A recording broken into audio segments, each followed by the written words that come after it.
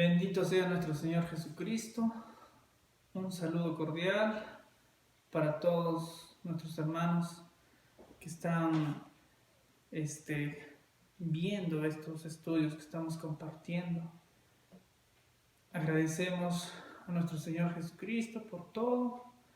Él es quien da, por su gracia y misericordia. Buenos días, mis hermanos. En el nombre de Cristo Jesús os saludamos, deseando siempre el bienestar de cada uno de ustedes. Los amamos en el nombre del Señor Jesucristo y esperando ser edificados por nuestro Señor, que nos da el crecimiento día a día espiritualmente, lo que necesitamos en nuestras vidas. Empezamos este maravilloso momento de poder compartir la palabra del Señor. ¿Mi amor? Amén. Empezaremos con una oración. Bendito seas tú, Señor, Dios Todopoderoso. A ti sea toda honra, toda gloria, todo poder por los siglos de los siglos. Oh Dios Todopoderoso, Señor bendito, agradecemos, Señor, tú, Señor Dios Todopoderoso, seas dándonos la sabiduría, seas dándonos, Señor, lo que tenemos que transmitir, Señor, para que tu pueblo sea edificado, Señor, para que tu pueblo, Señor, pueda conocer más de ti. Padre Santo, te agradecemos, nos ponemos en tus manos, tuyos somos, Señor. En el nombre de Cristo Jesús, oramos, Padre Celestial. A ti sea toda honra y gloria. Guíanos, Señor, dirígenos, susténtanos, Señor. En el nombre de Cristo Jesús. Amén. Un saludo, hermano. Bueno, sí, buenos días con todos, mis hermanos, tanto de la iglesia del Salvador, allá en Perú también, de la iglesia, las asambleas y bueno, las familias, ¿no? Que sí están viendo las enseñanzas que se está dando aquí. Y desearles muchas bendiciones a todos, ¿no? Y motivarles a que también que lean la palabra, ¿no? Cada día y pues para ver, ¿no? Comprobar. La Biblia siempre dice la verdad porque es palabra de Dios. Amén. Bueno, vamos a recapitular un poco de lo que hablaba el capítulo 1, ¿no? Habíamos visto que es la revelación de Jesucristo. Lo que nuestro Señor Jesucristo va a hacer en estos tiempos. Entonces nos vamos a centrar netamente en esta parte. En el versículo 13, 14 y 15. Dice: y en medio de los 7 candeleros, a uno semejante al Hijo del Hombre, vestido de una ropa que llegaba hasta los pies y ceñido por el pecho con un cinto de oro. Esta característica, esta descripción también lo vemos en el libro de Daniel. Daniel 7:3, por favor, ¿no? En Daniel 7:13 nos revela estas características que mencionan. 7:13. Sí. Miraba yo en la visión de la noche, y he aquí con las nubes del cielo venía uno como un hijo de hombre, que vino hasta el anciano de días, y le hicieron acercarse delante de él. Hablando netamente del Hijo del Hombre acercándose al anciano de días. Veamos el 14. Su cabeza, sus cabellos eran blancos como blanca lana, como nieve, sus ojos como llamas de fuego. Daniel 7:9. 7:9. Estuve mirando hasta que fueron puestos tronos, y se sentó un anciano de días, cuyo vestido era blanco como la nieve, y el pelo de su cabeza como lana limpia, su trono llama de fuego, y las ruedas del mismo fuego ardiente.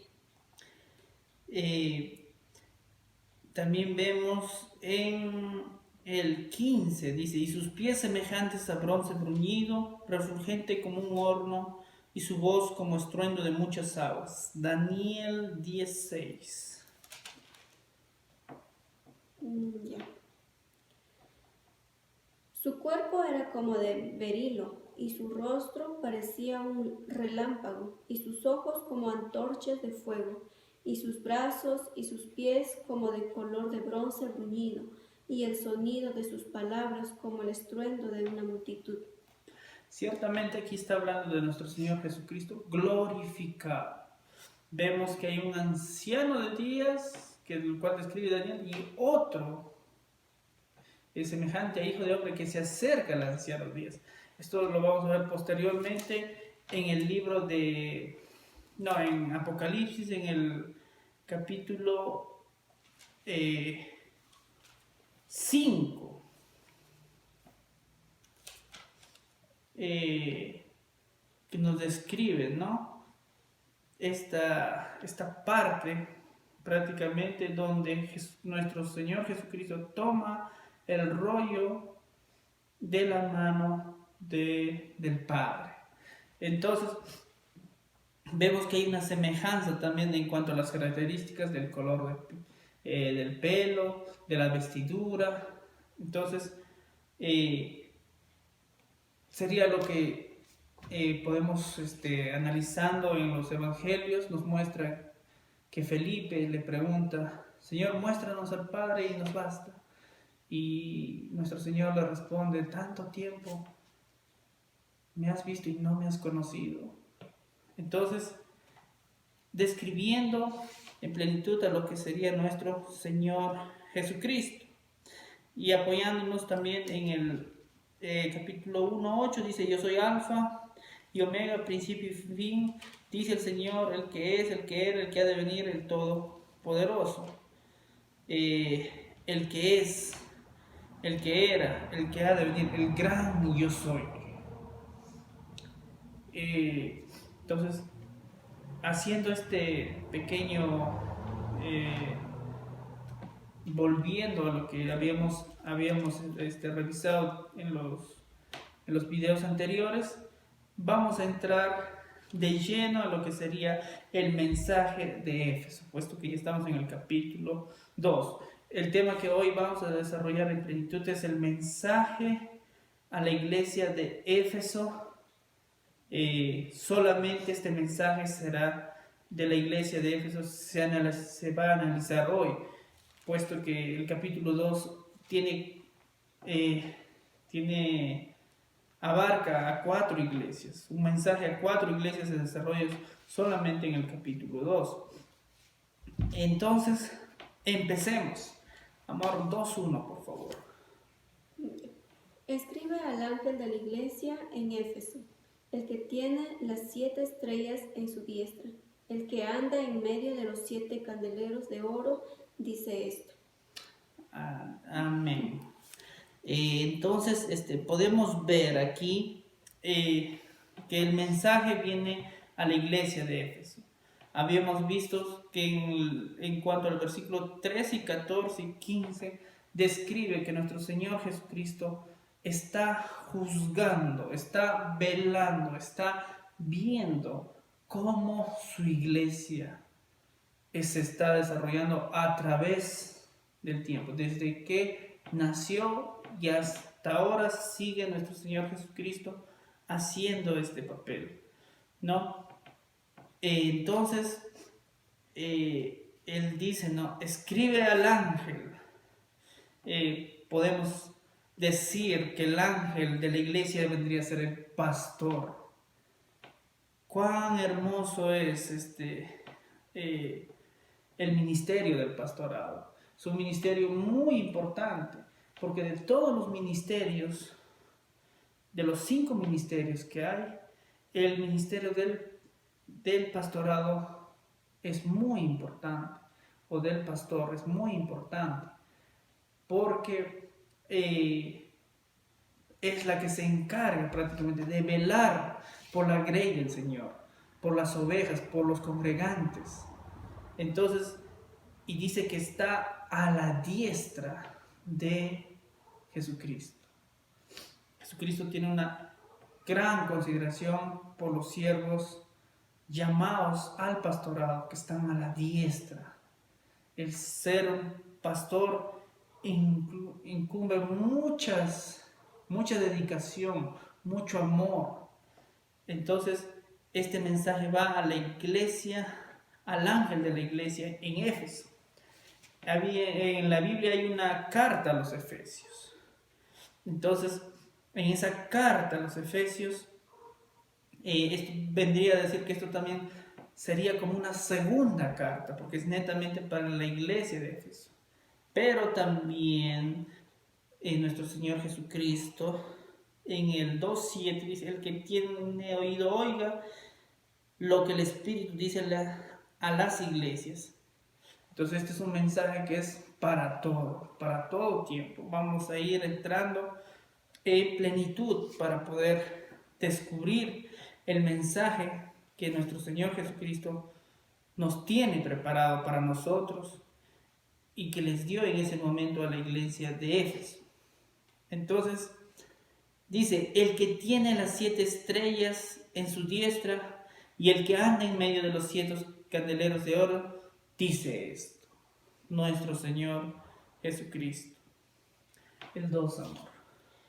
Yo conozco tus obras y tu arduo trabajo y paciencia, y que no puedes soportar a los malos, y has probado a los que se dicen ser apóstoles y no lo son, y los has hallado mentirosos.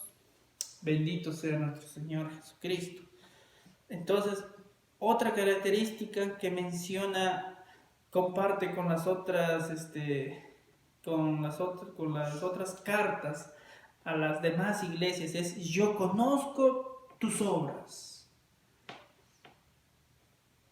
Entonces es una característica que el Señor conoce quiénes somos. Él conoce nuestras fortalezas, nuestras debilidades, sabe quiénes somos. Entonces dice: y tu arduo trabajo y paciencia, que no puedes soportar a los malos.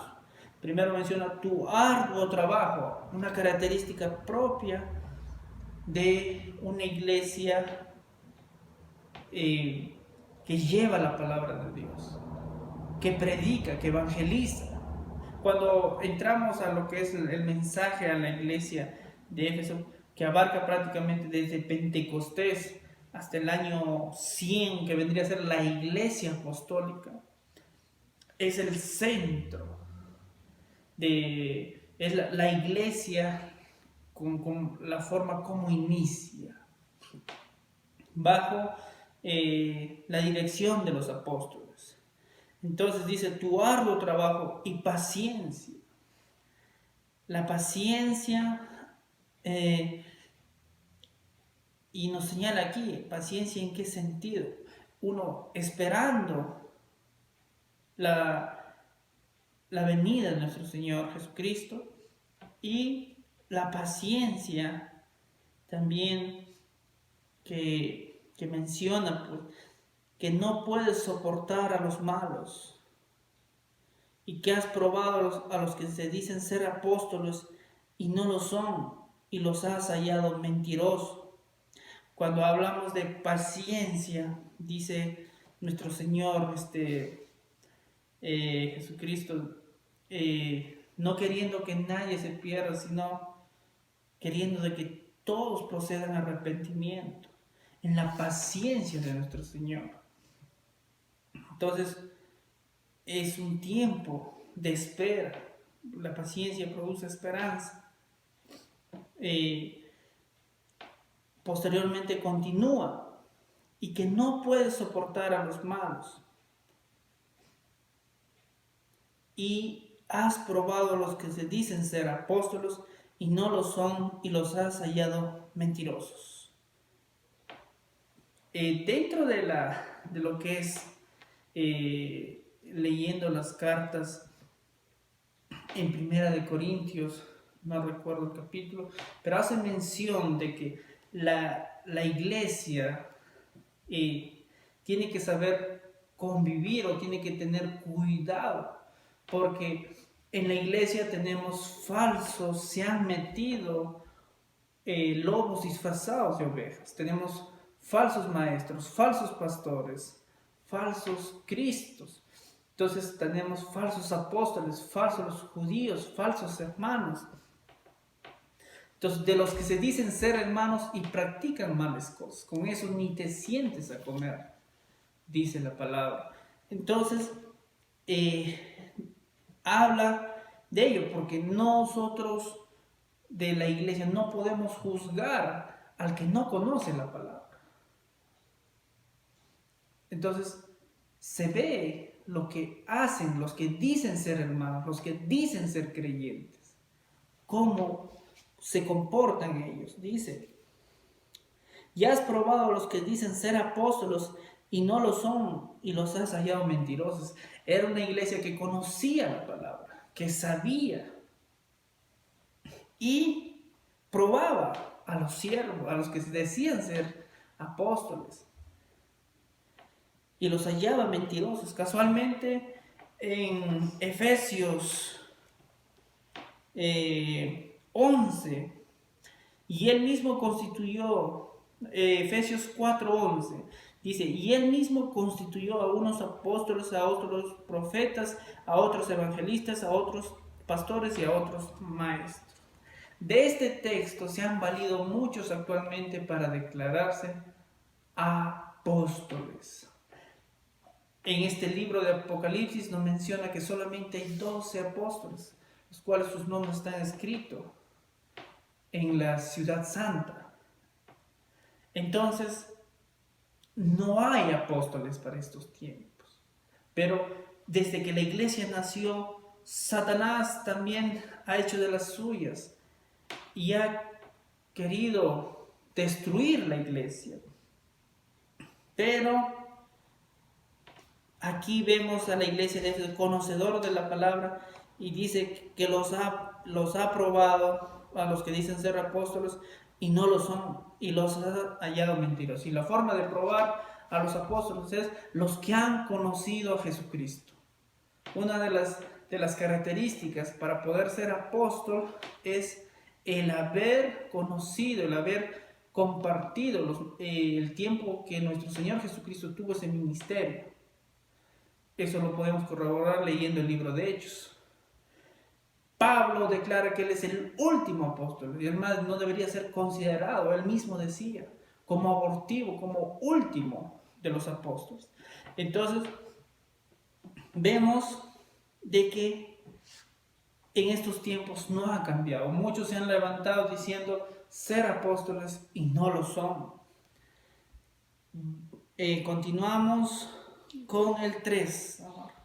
Y has sufrido y has tenido paciencia, y has trabajado arduamente por amor de mi nombre, y no has desmayado. Nuevamente dice, y has sufrido y has tenido paciencia y has trabajado arduamente por amor a mi nombre y no has desmayado.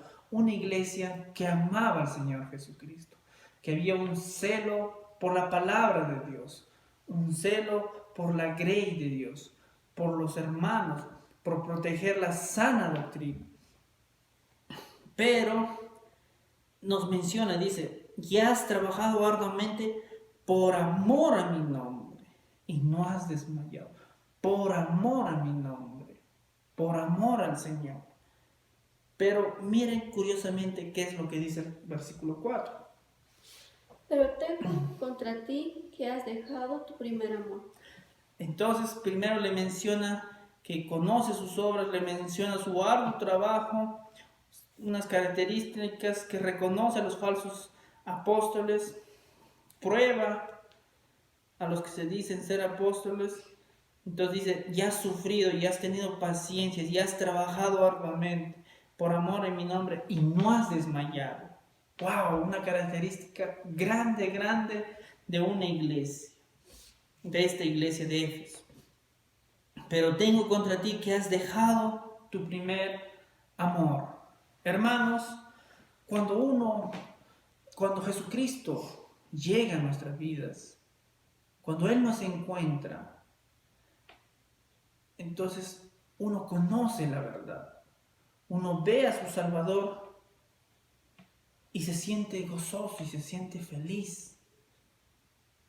Lo que muchos hablamos, el primer amor.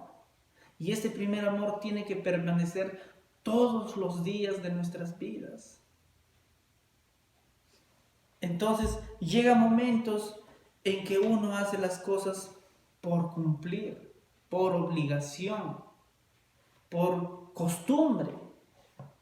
Cuando el motivo principal de todas las cosas debería ser hacer las cosas del Señor por amor. Y no solamente las cosas del Señor, sino todo, todo. Entonces llega un momento en que esta iglesia pasó algo y dice, pero tengo contra ti que has dejado tu primer amor.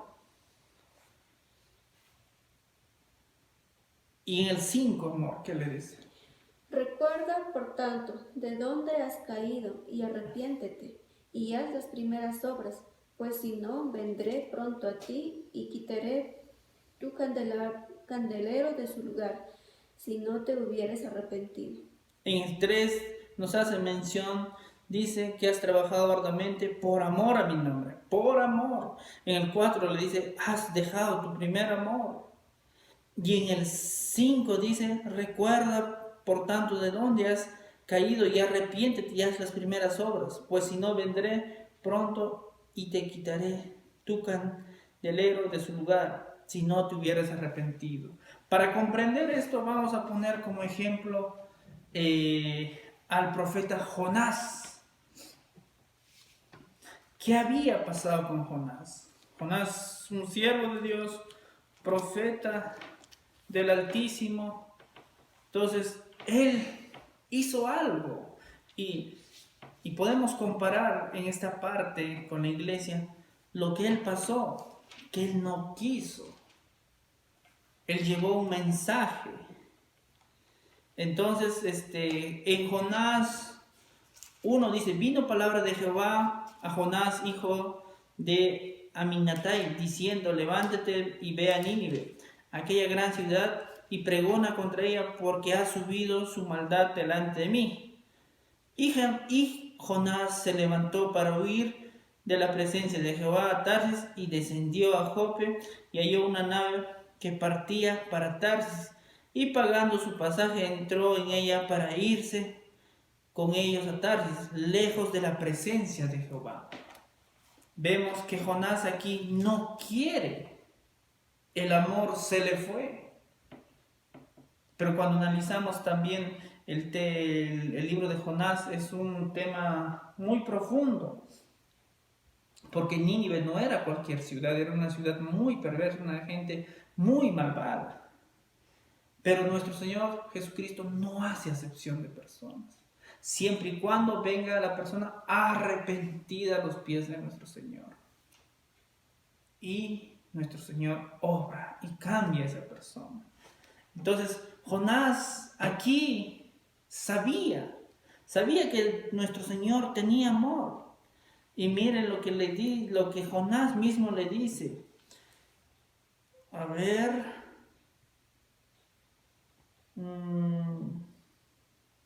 En el 4:1, amor, por favor, léelo. Pero Jonás se apesadumbró en extremo y se enojó. 2. Y oró a Jehová y dijo, ahora, oh Jehová, ¿no es esto lo que yo decía estando aún en mi tierra? Por eso me apresuré a huir a Tarsis, porque sabía yo que tú eres Dios clemente y piadoso, tardo en enojarte y de grande misericordia, y que te arrepientes del mal. Vemos que nuestro Dios Todopoderoso es misericordioso, grande en misericordia. Entonces, esto no le gustó a Jonás. Jonás quería juicio, quería que esa nación sea destruida. Vemos, por lo cual él le conlleva llevar un mensaje sin amor. Entonces, en el capítulo 3:1, amor, léalo por favor. De Jonás. Jonás, amor. Vino palabra de Jehová por segunda vez a Jonás diciendo, levántate y ve a Nínive, aquella gran ciudad, y proclama en ella el mensaje que yo te diré. 3. Y se levantó Jonás y fue a Nínive conforme a la palabra de Jehová. Y era Nínive ciudad grande en extremo, de 3 días de camino. Continúa. Y comenzó Jonás a entrar por la ciudad, camino de un día, y predicaba diciendo, de aquí a 40 días Nínive será destruida. Amén. Entonces vemos de que Jonás predica, de aquí a 40 días Nínive será destruida. Anuncia juicio, juicio, juicio, juicio. El pueblo de Nínive entendió muy bien y se arrepintió y se convirtió. Si continuamos leyendo, vemos lo que sucede. Pero Jonás repetía esto. Dentro de 40 días Nínive será destruida. Dentro de 40 días Nínive será destruida. Como una grabadora y que repite lo mismo. Vemos que él no tenía esa disposición, pero lo hizo. Prácticamente a fuerza, y lo hizo. Y un mensaje que anunciaba destrucción, no decía arrepiéntanse, conviértanse, busquen de Dios, sino destrucción.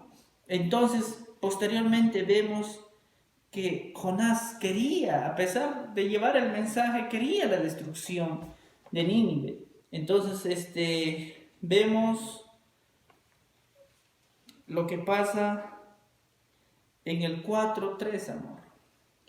Ahora pues, oh Jehová, te ruego que me quites la vida, porque mejor me es la muerte que la vida.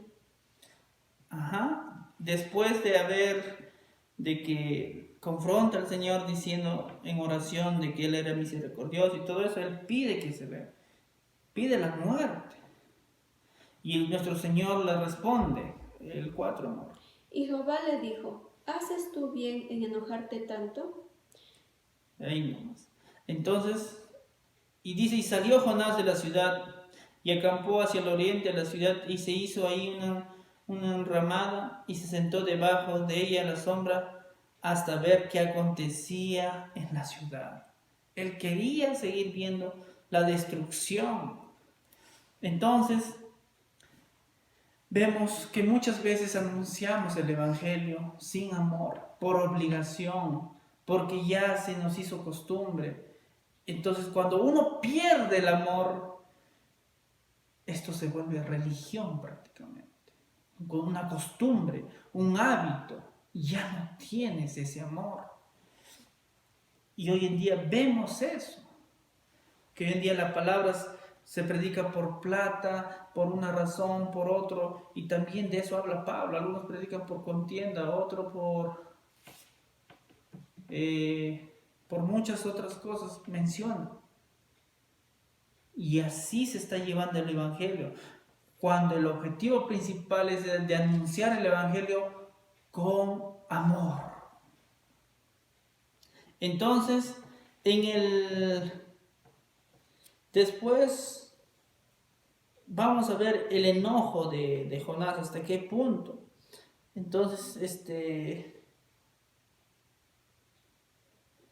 en el 9, amor, por favor, 4:9. Entonces dijo Dios a Jonás, ¿tanto te enojas por la calabacera? Y él respondió, mucho me enojo, hasta la muerte. Entonces, él para esto ya venía enojado, venía fastidiado. Muchas veces tenemos celo, tenemos envidia de cómo a veces nuestro Señor levanta a un hermano y esa envidia sinceramente nos corrompe, perturba nuestra fe, nuestro amor. Entonces hay que estar conscientes constantemente, analizando nuestro día a día y viendo que ese amor nunca se aparte de nuestra vida. Volvemos a Apocalipsis.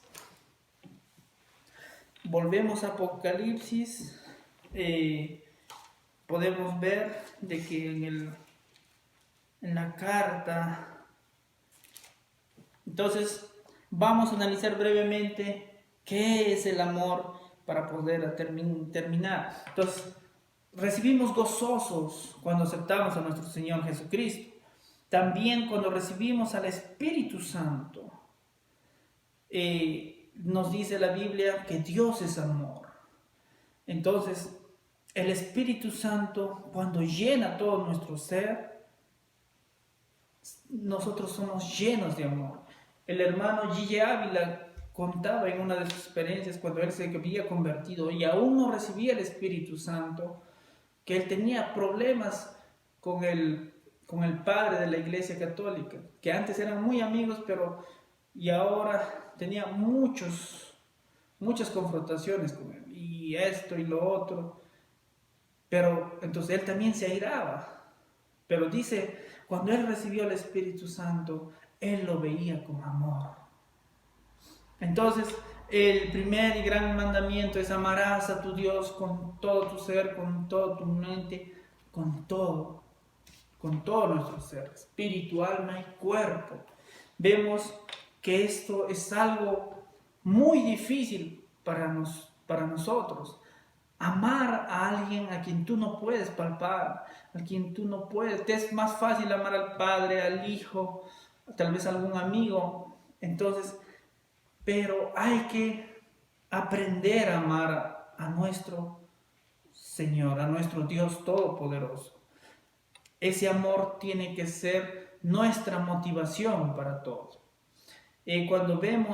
Cuando lleguemos en el cielo, más allá de que aquí vivamos esperando que tendremos vida eterna, que arriba nos espera una corona y nos espera muchos tesoros en el cielo, dice, ¿no? Buscad el reino de Dios y su justicia y lo demás vendrá por añadidura. Haced tesoro en el cielo. Entonces nuestro más grande tesoro, más allá de todas las cosas maravillosas que hay en el cielo, nuestro tesoro precioso es nuestro Salvador, es nuestro Señor Jesucristo. Ese es el tesoro más hermoso por el cual nosotros le servimos aquí, y en algún momento estaremos ante su presencia y podremos tocarle, podremos contemplarle con nuestros ojos. Ese es lo que nos lleva el amor. Entonces, cuando el amor viene en nosotros, Dios llega a nuestra vida cambia completamente. Nuestro Señor Jesucristo decía que aquel que ame a su padre, madre, hijo, más que a él, no es digno de él. Entonces, pero es necesario primero amar a él para nosotros amar como debemos de amar a los demás, al Padre, a la Madre, a nuestros hijos y a nuestros prójimos. Él es quien nos dará esa plenitud de amor. Vemos en Primera de Corintios también algo muy especial. Primera de Corintios nos relata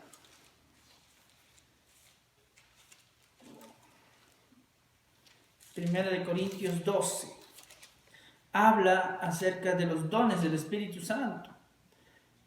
Hablando de los dones del Espíritu Santo, en el versículo 12:31 dice: procurad pues los dones mejores, mas yo os muestro un camino aún más excelente. ¿Y qué viene después de eso? ¿Cuál es ese camino mucho más excelente? El amor.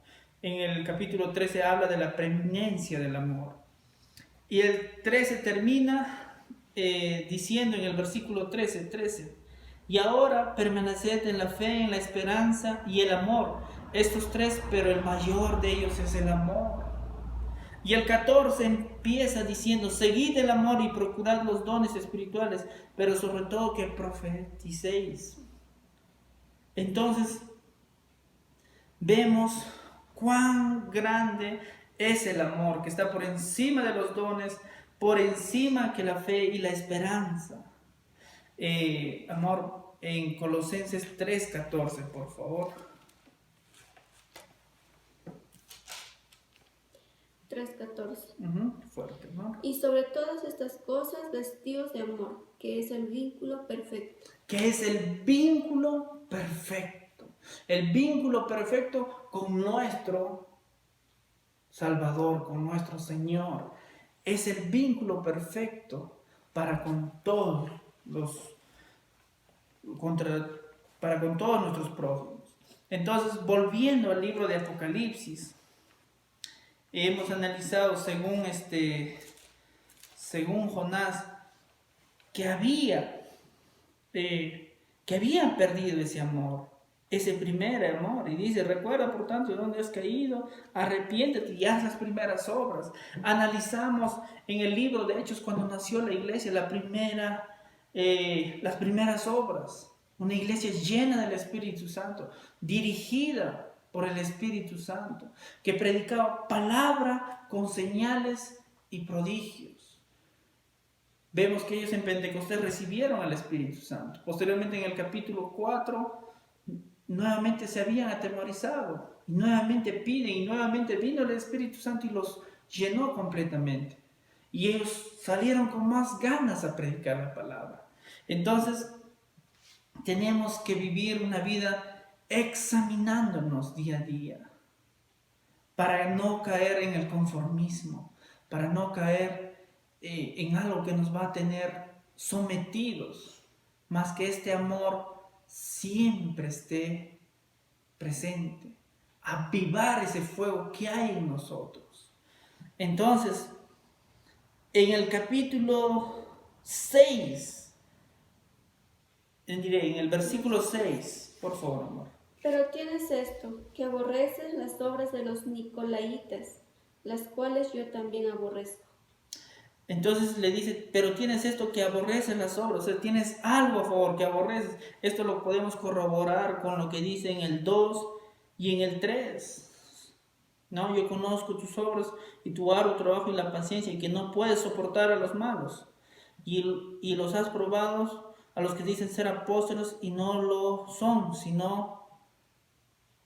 y los has hallado mentirosos, perdón. Entonces corrobora con esto. Ahora, ¿quiénes eran los nicolaitas? Sobre esto hay muchas posiciones en cuanto a lo que describe aquí. A la luz de la escritura no se puede llegar a saber. Se habla mucho cuando vemos que los 7 diáconos son nombrados en el libro de Hechos. Hay un Nicolás prosélito de Antioquia, si no me equivoco. Entonces, se dice que posiblemente él haya apostatado de la fe y haya permitido esto.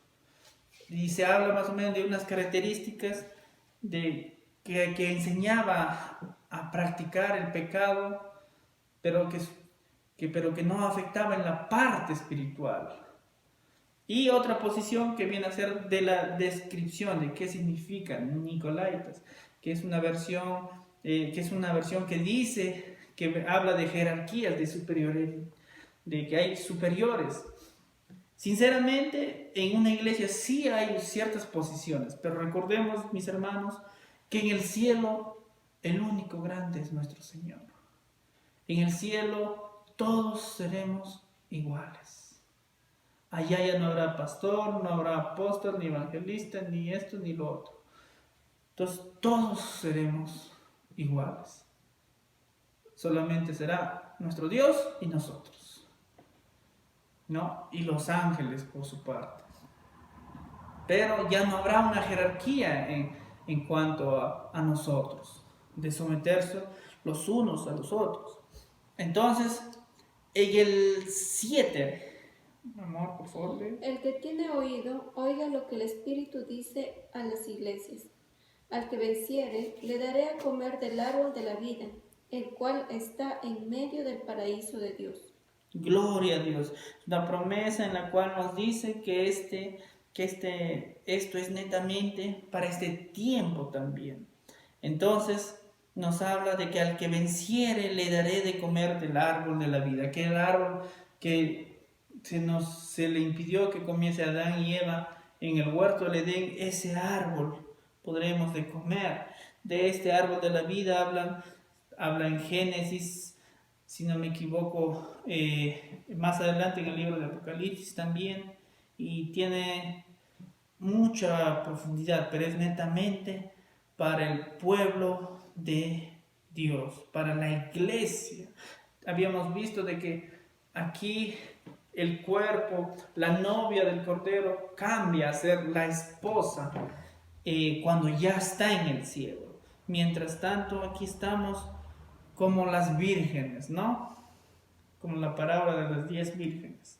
Entonces, amados hermanos, hemos tratado de ser lo más breve posible. Hay mucho que profundizar, hay mucho que estudiar. Sinceramente, el tiempo queda mucho por aprender. Entonces, esforcémonos día a día y continuemos perseverando en la palabra del Señor. Bendiciones, mis hermanos. Que el Señor sea fortaleciéndonos día a día y que haga su maravillosa obra en nuestras vidas. Amor. Bueno, bendiciones también. Y bueno, para recalcar lo que decía hace rato mi esposo, ¿no? Que él mencionaba de que debemos examinarnos cada uno para ver cómo estamos delante del Señor. Aquí nos habla que hemos dejado, dice, le habla a la iglesia, que has dejado el primer amor. Dice, tenemos que recordar esas primeras obras que hemos hecho cuando recién hayamos recibido a Jesús, con cuánto amor le servíamos, buscábamos, leímos su palabra, orábamos, y cómo tal vez uno servía, ¿no?, en la iglesia, y volver a esas primeras obras, y más aún ahora que estamos en estos últimos tiempos. No sabemos, solo Dios sabe cuándo realmente viene, ¿no?, para arrebatarnos, y hay que estar preparados. Lo primero y lo más importante es amar al Señor sobre todas las cosas y buscarlo. Y también mencionaba acerca de en este último de las 10 vírgenes, que el Señor nos haya dignas, ¿no?, de ser arrebatados. Instarles a buscar más al Señor y que el Señor nos dé de su amor para amarle a Él como Él quiere que le amemos. Bendiciones para todos. Muchas gracias, mis hermanos. Los amamos. Queremos que la iglesia se prepare, prepararnos, estar buscando más y más de nuestro Señor Jesucristo. Bendito sea y alabado sea su santo nombre. Bendiciones, mis hermanos, en el nombre de Cristo Jesús. Nos despedimos. Mañana estaremos analizando el mensaje a la iglesia de Esmirna. Bendiciones, hermanos, en el nombre de Cristo Jesús. Que el Señor sea bendiciendo, guardándolos en todo tiempo y en todo momento. Aleluya. Gloria a Dios. Amén.